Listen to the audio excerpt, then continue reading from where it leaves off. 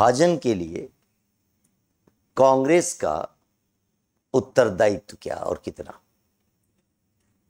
यानी एक तरीके से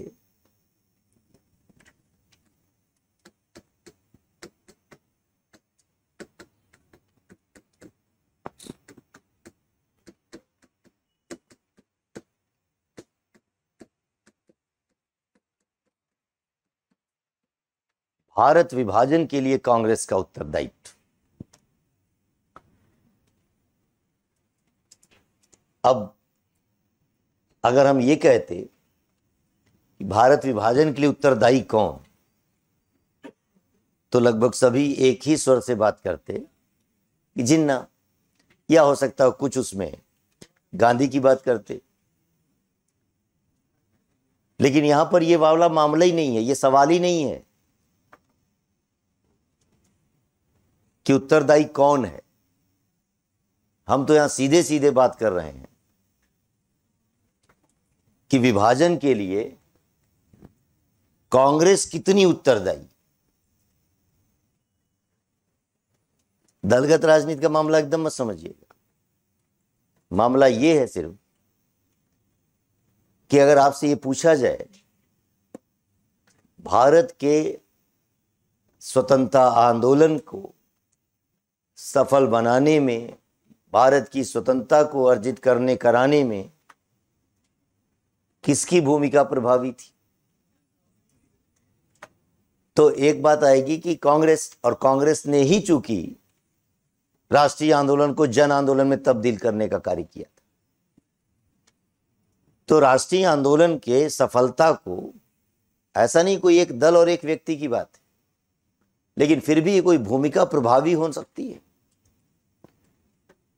ऐसे में कांग्रेस को हम कहते हैं कि कांग्रेस ने वह भारतीय राष्ट्रीय आंदोलन के अंतर्गत प्रभावी भूमिका निभाई। तो आजादी का श्रेय कांग्रेसी लेते हैं और हम देते भी हैं।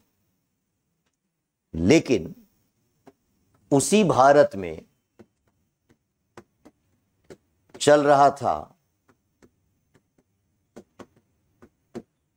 राष्ट्रीय आंदोलन, इसकी सफलता का श्रेय हम कांग्रेस को देते हैं। और जब इसी भारत के अंतर्गत विभाजन हो गया तो इसको छोड़कर हम कहां पहुंच जाते हैं? जिन्ना पे। तो फिर अच्छे कार्यों का श्रेय और खिताब कांग्रेस के जिम्मे, और जो विष और अपयश सब जिन्ना के खाते में। ये नहीं चलेगा कि आप अपना खून खून, दूसरे का खून पानी समझें। खून तो खून ही होगा सबके अंतर्गत। इसका मतलब है जिन्ना को उत्तरदायी ठहराना ये कोई विश्लेषण है ही नहीं। वो तो खुलकर कह रहा है, वो तो खुलकर मांग कर रहा है, लड़कर लेंगे पाकिस्तान। इसमें कहां कोई छिपा हुआ एजेंडा। असली मुद्दा यह है, राष्ट्रीय आंदोलन में भारत की आजादी अखंडता के साथ सुनिश्चित हो, यह जिम्मेदारी भी किसकी थी? कांग्रेस की थी। कांग्रेस इस जिम्मेदारी को निभाने में असफल रही। कैसे और किन स्थितियों में? इसलिए मुद्दा यह नहीं है 1885 में कोई और दल नहीं था, उसके पश्चात बड़ी लीडरशिप कांग्रेस के माध्यम से चलती रही।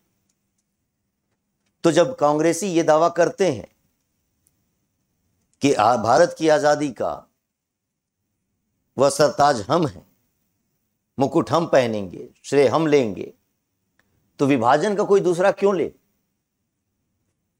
उसकी भी जिम्मेदारी आपको स्वयं मिल जानी चाहिए, क्योंकि राष्ट्रीय आंदोलन को आप लीड कर रहे थे।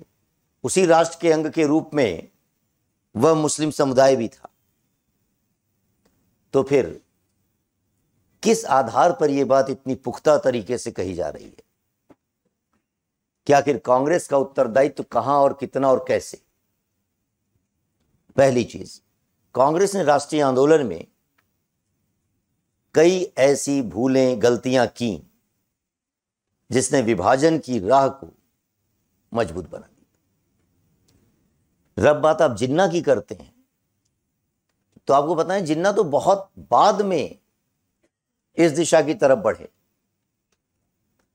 जब आप गांधी की बात करते हैं तो गांधी तो बहुत बाद में भारतीय राजनीति पर पदार्पण कर रहे हैं। उसके पहले ही जो है, अगर भारत के विभाजन की बात करें तो विभाजन का आधार क्या था? यानी धर्म, संप्रदाय, हिंदू मुस्लिम, तो विभाजित एक राष्ट्र मुस्लिम राष्ट्र के रूप में। इसका मतलब यह विभाजन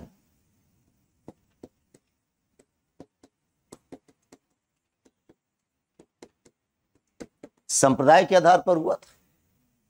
एक आखिर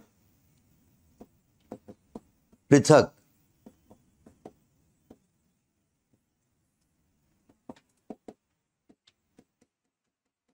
मुस्लिम राष्ट्र के निर्माण की मांग और बात की जा रही थी,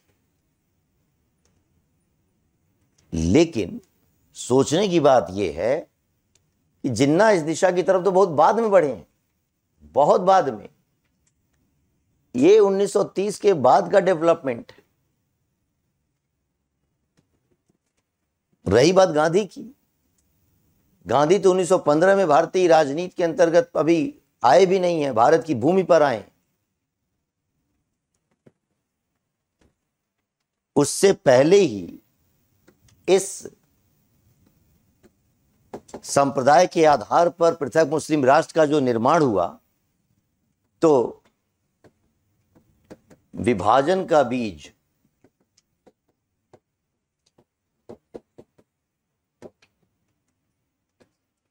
उन्नीस सौ 9 के इस एक्ट के अंतर्गत था, जिसमें एक अलग पृथक मुस्लिम पृथक निर्वाचन प्रणाली लागू की गई थी।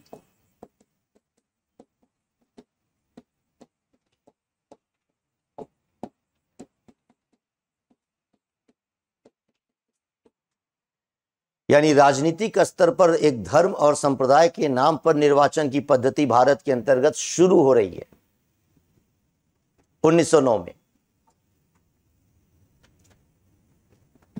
ये अलग पहचान दे रही है। क्या था इसका तात्पर्य? आगे एक्ट और अधिनियम तो पढ़ेंगे ही अभी। तो इसका मतलब अनिवार्य रूप से मुस्लिम प्रतिनिधि होगा और वह मुसलमानों का ही प्रतिनिधि होगा। आरक्षण से अंतर समझिए। आज हम कहते हैं अनुसूचित जाति जनजाति के संदर्भ में सीटें आरक्षित, प्रत्याशी चाहे उस आरक्षित जाति का हो, लेकिन मतदाता तो सभी है ना। तो चुना हुआ व्यक्ति वह केवल उस जाति का ही प्रतिनिधि नहीं होगा, उस क्षेत्र का प्रतिनिधि होगा। कभी इसलिए अपने आप को न अलग मानेगा, न वह वहां का मतदाता अलग अपने आप को मानेगा। पृथक निर्वाचन एक अलग पृथक पहचान दे रहा है। यह अलगाव की दिशा में बढ़ा कदम है। तो 1909 में मुस्लिम पृथक निर्वाचन आ गया। एक बार पृथक पहचान स्थापित हो गई तो उससे पीछे अब नहीं हट सकता था। एक ही शर्त पे हट सकते थे, विरोध उसी समय होना चाहिए था, लेकिन विरोध नहीं।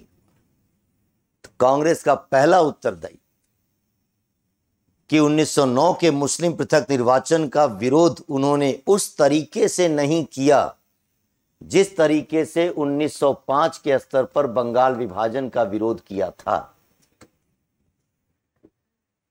बंगाल के विभाजन को उन्होंने पश्चिमी और पूर्वी बंगाल मुस्लिम बहुल, और उस समय के नेताओं ने इस बात के मंशा को समझ लिया कि अंग्रेज भारत में फूट डालो और राज करो की नीति के तहत कार्य कर रहे हैं, इसलिए हम बंगाल के विभाजन का विरोध करेंगे। स्वदेशी आंदोलन चलाया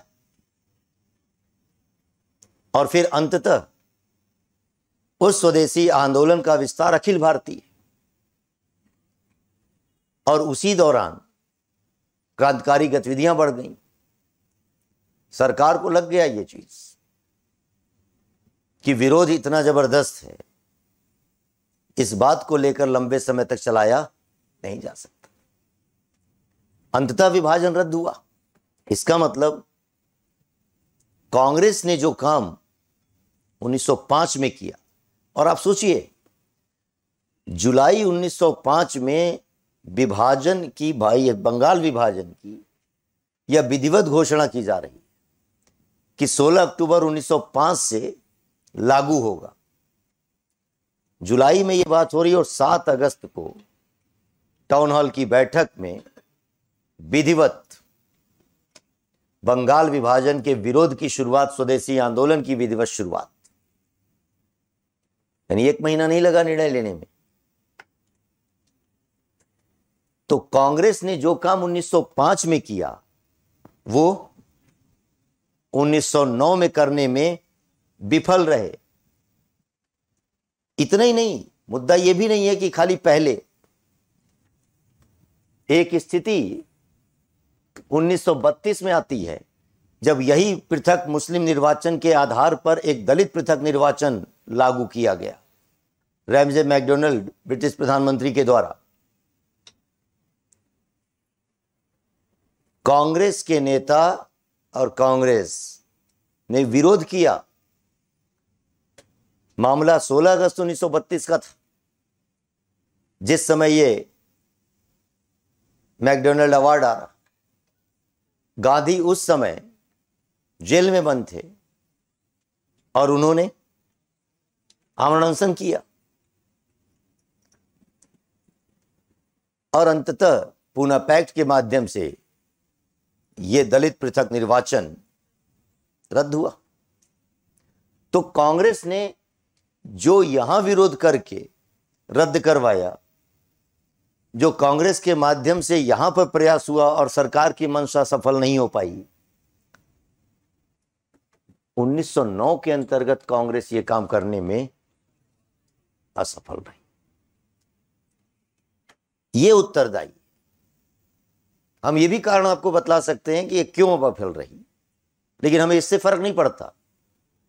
कारण जानने में हमारा इंटरेस्ट नहीं होना चाहिए।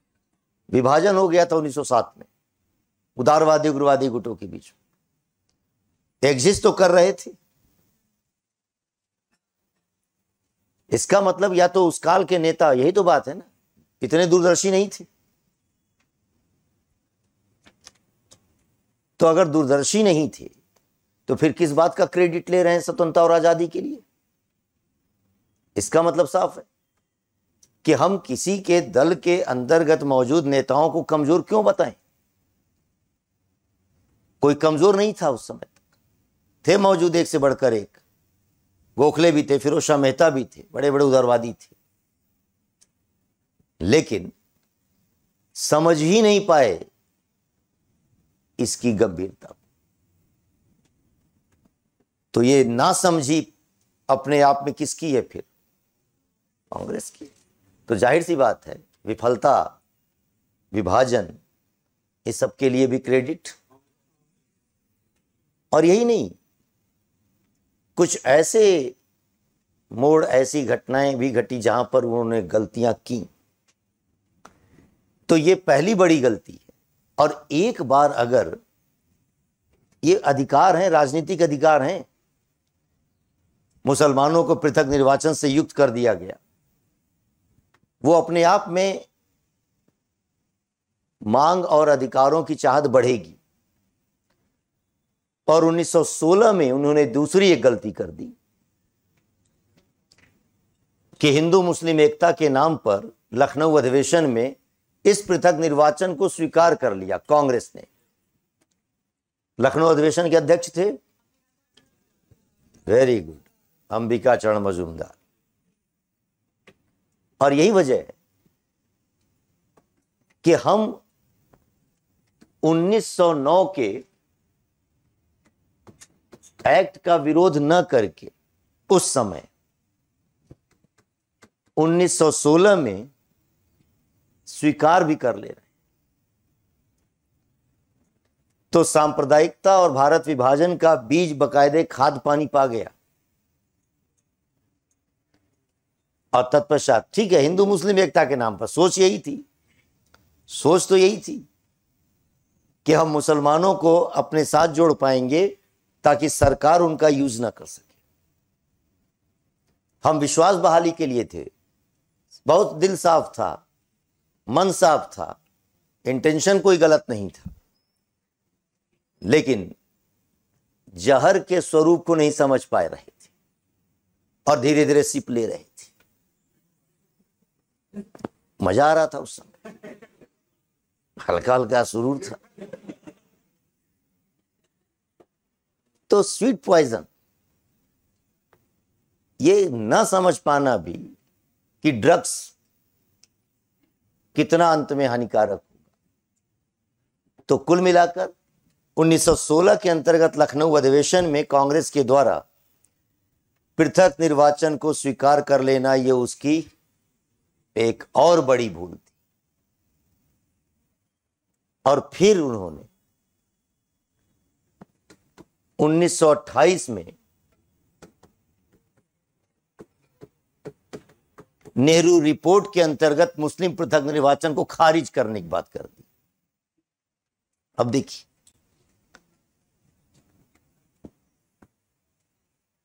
यहां लखनऊ अधिवेशन में पृथक निर्वाचन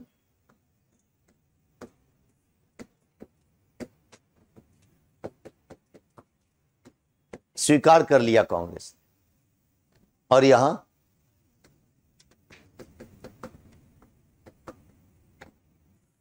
पृथक निर्वाचन रद्द करने की बात कर रहे हैं। अभी ये सरकार बनी नहीं है इनकी, स्वतंत्र नहीं हो गया देश।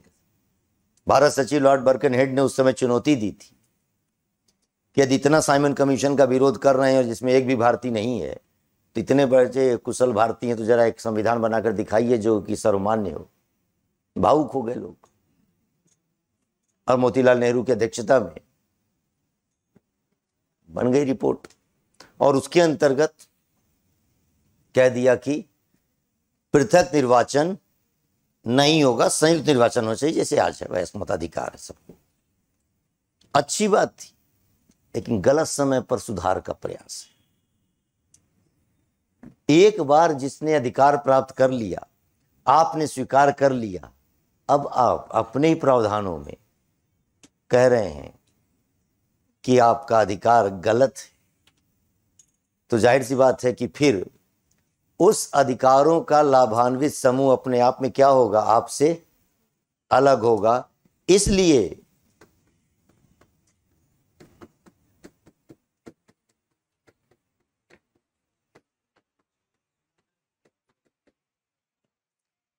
जिन्ना की 14 सूत्री मांग आती है, यानी एक तरीके से जिन्ना के जीवन में नेहरू रिपोर्ट एक मोड़ साबित हुआ, यानी उनके जीवन में एक मोड़ आया और वो सब छोड़ आया।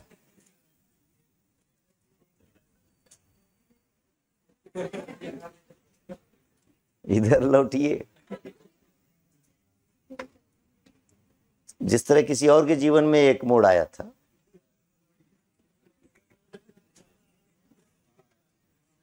किसके जीवन में?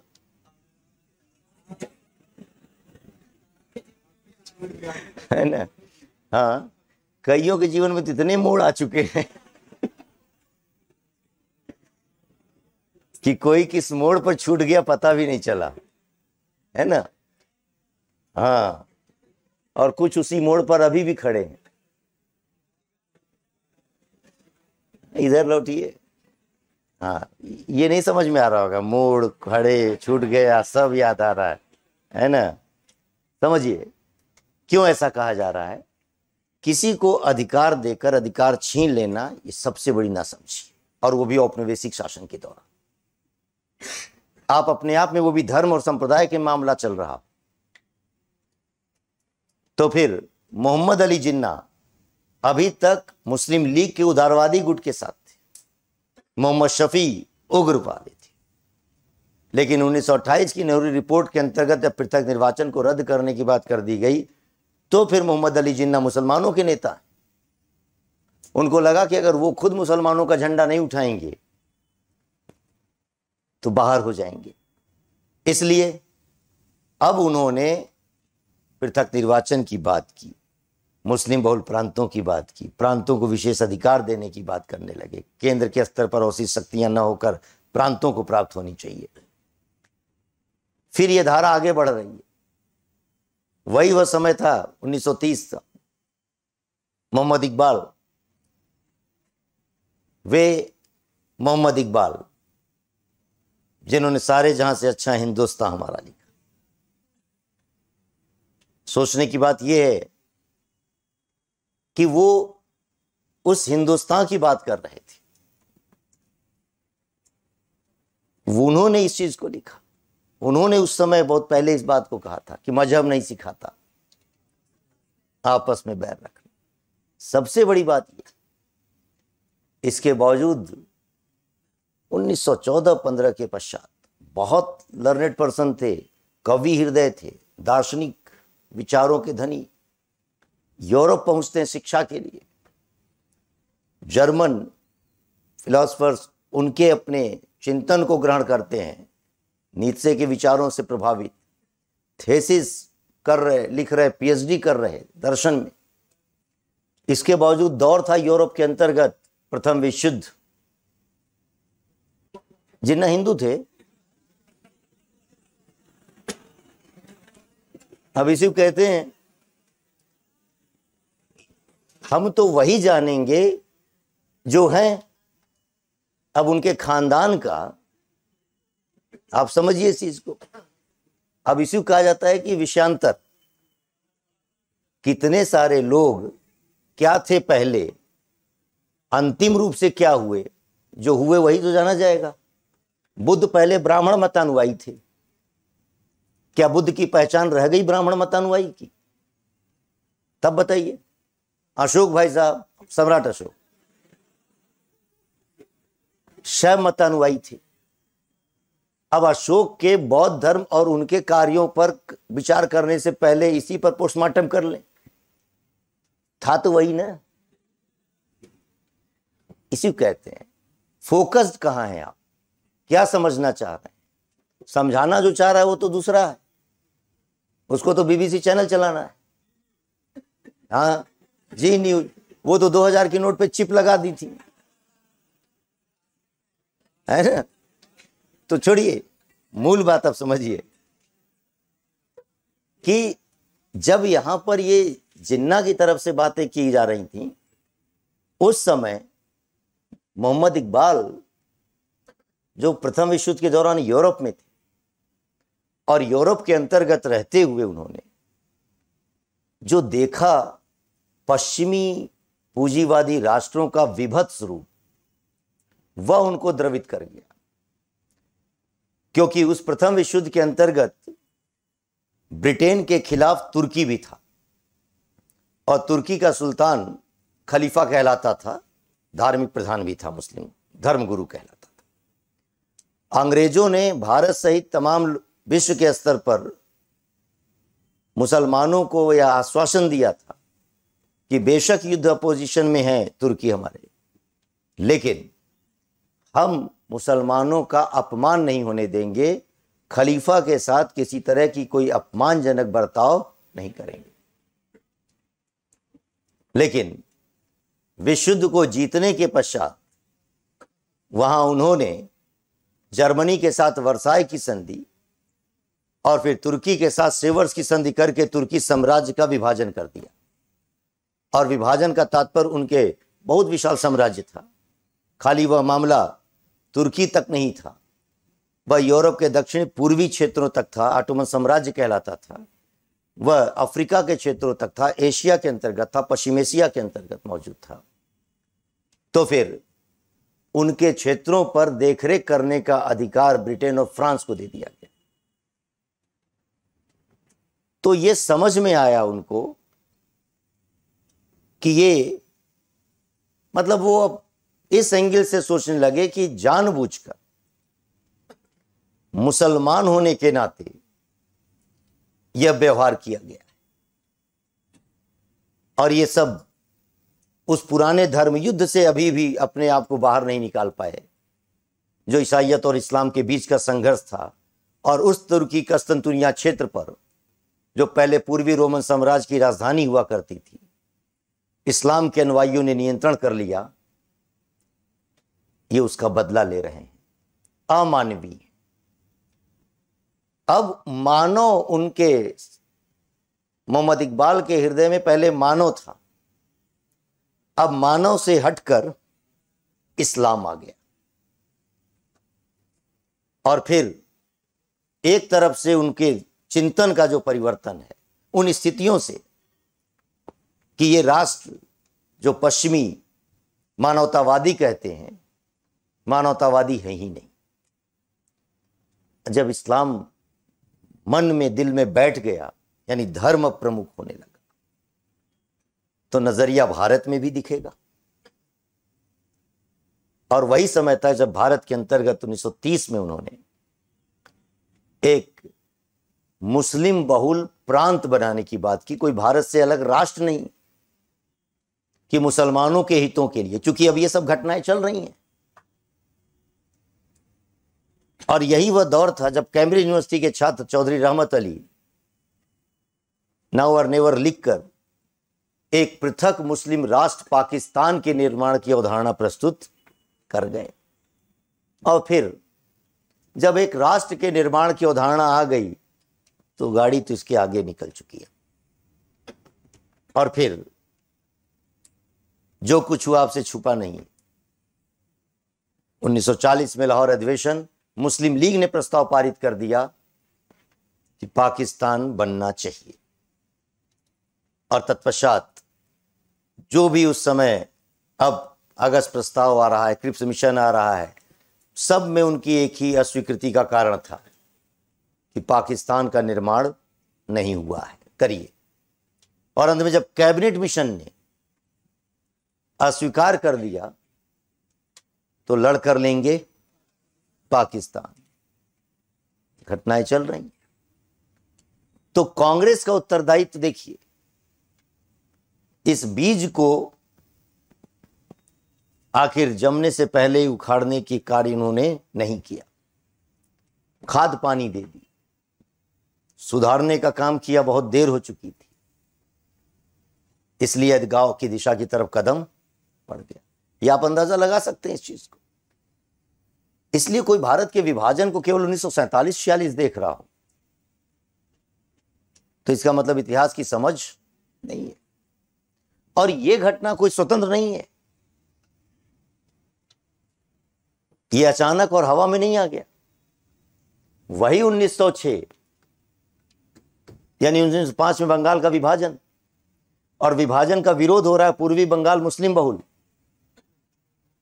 और पूर्वी बंगाल नया प्रांत बनाया गया।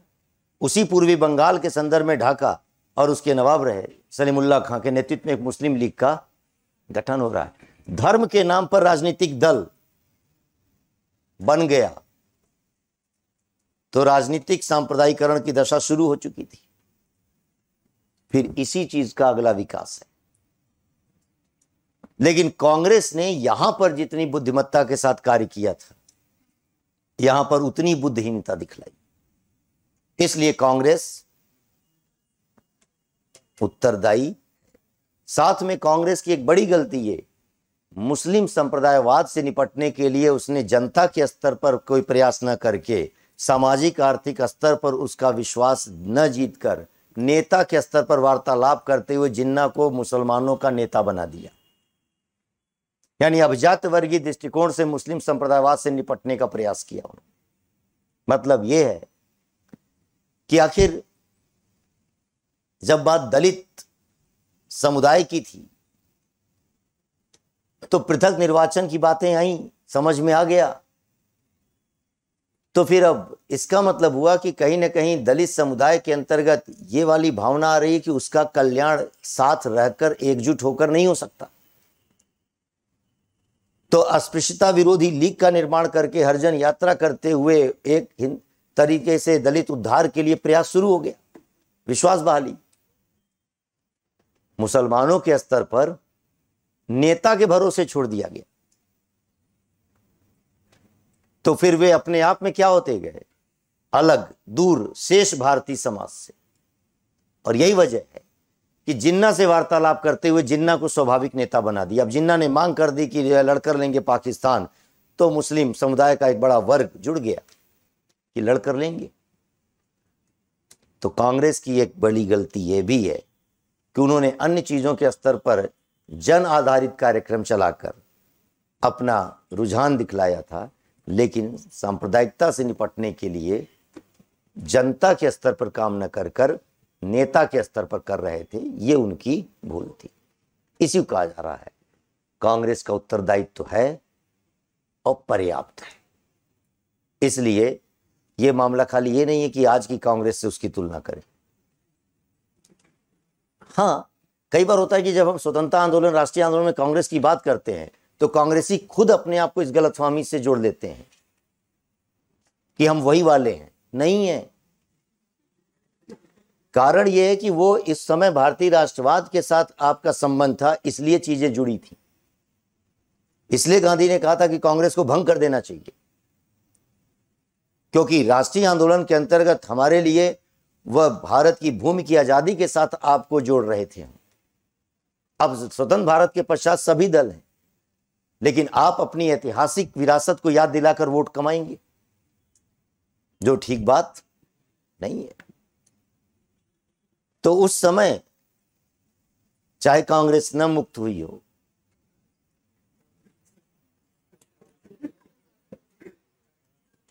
लेकिन अब भारत जोड़ो यात्रा के साथ है क्या रहेगा। हाँ, देखिए, राजनीतिक दल संघर्ष नहीं करेंगे तो क्या करेंगे। जिन्ना की राजनीतिक यात्रा पर पूर्ण विराम लग गया। जिन्ना से कच्चा राजनीतिक खिलाड़ी कोई दूसरा नहीं था। जिन्ना को ये उम्मीद ही नहीं थी कि उनका यह मांग पूरी हो जाएगी। एक ये भी समस्या है, सेटबैक लगा उनको। अब मैं क्या करूं। ये राष्ट्र लेकर मुस्लिम रैशनल व्यक्ति थे, राजनीति करने के चक्कर में उस दिशा में फंस गए। सपने में नहीं सोचा था कि मांग पूरी हो जाएगी, और हो गई। पैदल हो गए। सोच कर देखिए, एक ये भी है राजनीति के स्तर पर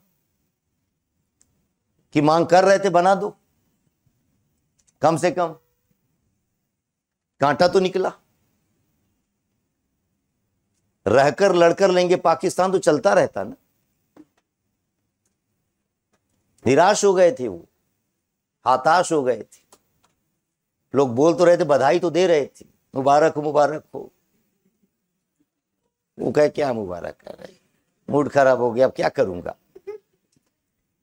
कुल मिलाकर समझिए, कांग्रेस का उत्तरदायित्व है गलतियों की वजह से। इस बात को समझिए, आज के समय में एक बड़ा ज्वलंत मुद्दा जो उठता रहता है, अगर कोई राजनीतिक दल ने आरक्षण समाप्त करने की बात कर दी अगर,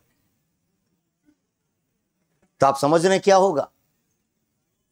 समूल